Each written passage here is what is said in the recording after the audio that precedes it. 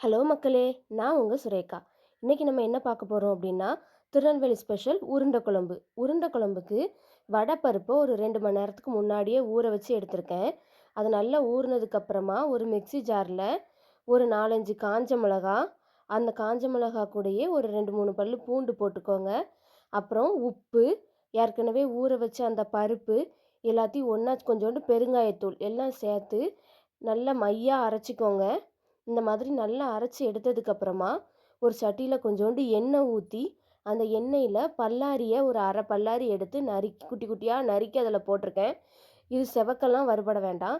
லேசா கண்ணாடி மாதிரி வந்தா போதும்.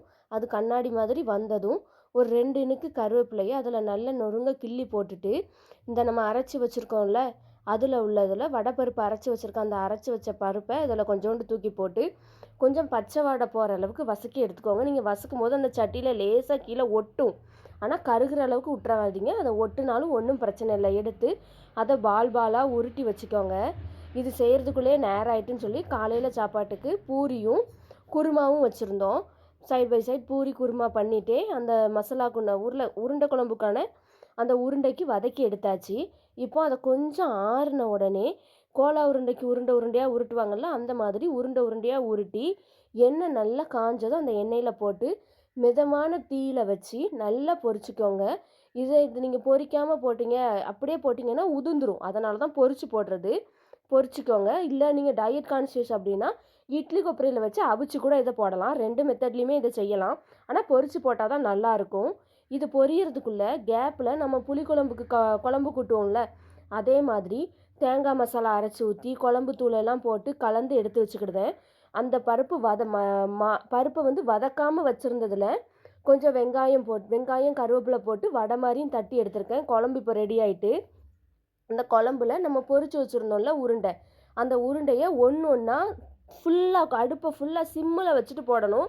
ஹைல வச்சு போட்டீங்கன்னா, உடனே அந்த உருண்டை வந்து உடைஞ்சிரும். வடை உருண்டை வந்து உடைஞ்சிரும். அடுப்ப ஃபுல்லா சிம்முல வச்சுக்கிட்டு, ஒவ்வொரு உருண்டையா போடுங்க. இப்ப நீங்க கிண்ணத்தோட டப்புன்னு உள்ள கவுத்துனீங்கன்னாலும் உடைஞ்சிரும். இல்ல உங்க மேல குழம்பு தெறிச்சிரும். ஒவ்வொரு உருண்டையா போட்டுக்கோங்க. குழம்பு நல்லா வத்துனதுக்கு பிறகு, கடுகு, வெந்தயம், கருவேப்பில போட்டு தாளிச்சு ஊத்திருங்க. இதுதான் இன்னைக்கு எங்க ஊர் ஸ்பெஷல் உருண்டை குழம்பு. இந்த உருண்டை குழம்புக்கு நீங்க எந்த தொட்டுக்கூடையுமே வைக்க வேண்டாம். வெறும் உருண்டை குழம்பு மட்டும் வச்சு சாப்பிட்டா கூட போதும். ஏன்னா கொஞ்சம் பருப்பு மிச்சமா இருந்ததுனால, நான் உருண்டை குழம்புக்கு அந்த அந்த வடைய பருப்பு வடை தட்டியிருக்கேன். கொஞ்சம் எங்க வீட்ல ஊத்துன கூழ் வத்தலும் கொஞ்சம் வறுத்துட்டு, சூடா சாப்பாடு, உருண்டை குழம்பு வச்சு எங்க வீட்ல இன்னைக்கு மத்தியான சாப்பாடு இதுதான். உங்க வீட்ல மத்தியான சாப்பாடு என்னங்கிறத கீழ கமெண்ட்ல சொல்லுங்க. நம்ம சேனல்ல நெறைய பேர் சப்ஸ்கிரைப் பண்ணாம பார்த்துட்டு இருக்கீங்க. எல்லாரும் சப்ஸ்கிரைப் பண்ணுங்க, லைக் பண்ணுங்க, கமெண்ட் பண்ணுங்க, ஷேர் பண்ணுங்க. தேங்க் யூ மக்களே!